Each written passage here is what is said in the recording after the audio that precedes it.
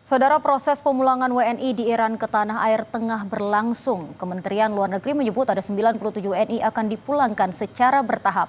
Untuk membahas langkah pemerintah memulangkan WNI di Iran, sudah bergabung bersama saya di Jurnal Merah Putih, mantan wartawan Istana Harian Kompas, Suhartono.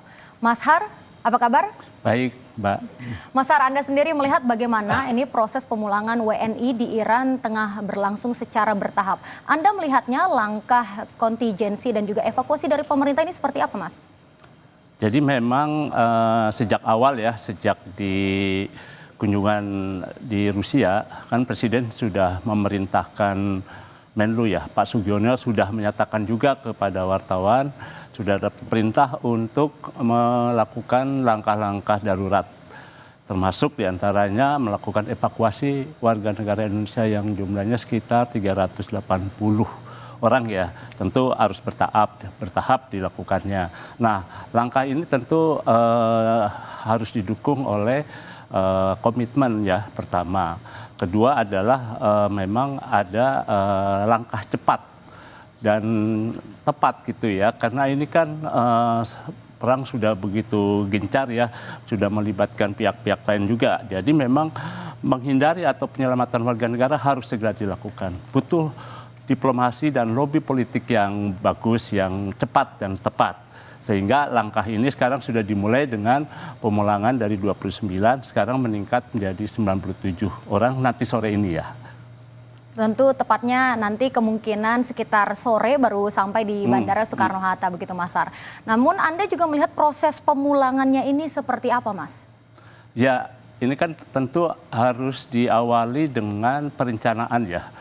Di tengah situasi yang cepat dan tepat ini, pemerintah pasti melalui Kemlu harus melakukan perencanaan yang baik. Perencanaan lalu dilakukan melakukan lobby-lobby dan juga kerjasama.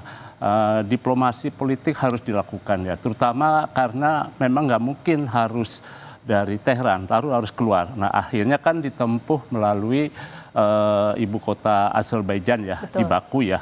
Mereka sudah di sana dan nanti tinggal dibawa ke Indonesia. Dan sebagian ada yang memang dipulangkan melalui Jeddah. Nah, langkah ini menunjukkan keberhasilan juga diplomasi Indonesia gitu ya. Karena memang sebelum diplomasi sudah ada relasi yang baik.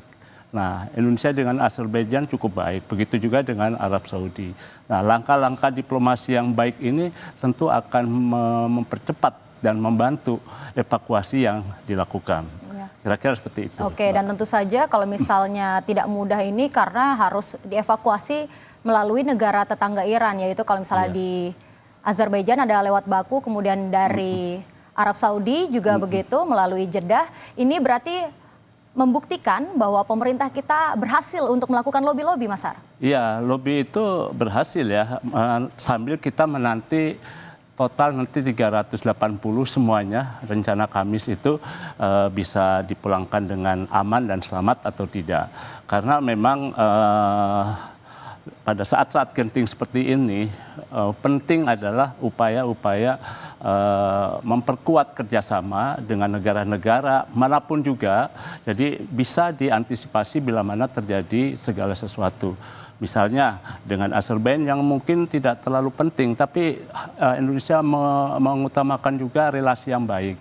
Sehingga tatkala ada kegentingan yang memaksa, sehingga kita bisa lebih berperan lebih cepat melalui diplomat-diplomat Indonesia yang ada di berbagai tempat, terutama juga di Azerbaijan, dia melakukan langkah yang cepat dan bisa mempertegas untuk pemulangan warga negara Indonesia. Oke, dan tentu kalau dari Kemenlu menargetkan untuk bisa menuntaskan kepulangan warga negara kita di hari Kamis nanti ya, Mas Har ya. Nah, betul. Anda melihatnya sendiri kalau misalnya bisa tuntas, apakah langkah pemerintah ini cukup tepat mengingat ada beberapa warga negara kita juga yang masih di Iran belum ingin ya untuk dievakuasi karena mereka menganggap lokasi mereka masih aman. Bagaimana, Mas? Ya, memang apapun kan evakuasi itu adalah menghindari resiko dan menyelamatkan warga negara. Satupun warga negara Indonesia harus diselamatkan dimanapun.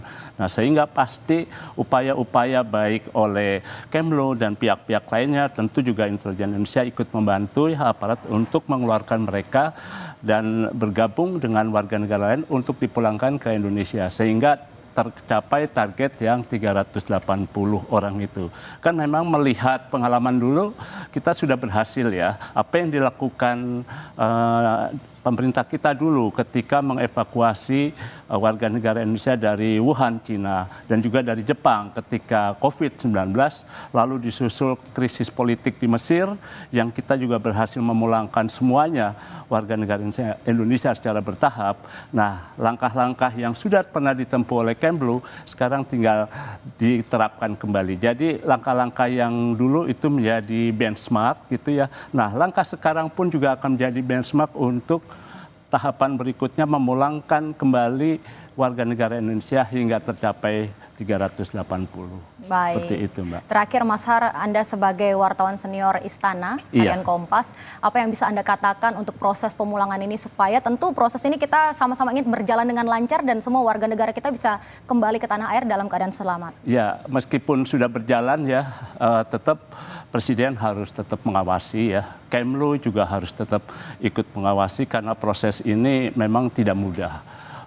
Di tengah gempuran, saling serang gitu ya antara Israel dan Iran, dibantu juga oleh Amerika, ikut memperkeruh suasana sehingga memang kepastian pemulangan selamat sampai di Jakarta atau di daerah-daerah yang aman harus dipastikan oleh Presiden. Jadi memang apapun Presiden maupun Menteri Luar Negeri harus terus mengawasi ini sampai mereka kembali atau berada di tempat yang aman. Kira-kira seperti itu, Mbak. Baik, Mas Har, terima kasih atas penjelasannya. Tentu kita berdoa bersama-sama supaya proses pemulangan warga negara Indonesia kita dari Iran dapat berjalan dengan lebih baik lagi. Terima kasih, Mas Har, untuk waktunya. Sama-sama, Mbak. Dan saudara, kita akan kembali seusai jeda dengan informasi warga Kota Depok, Jawa Barat memenuhi kantor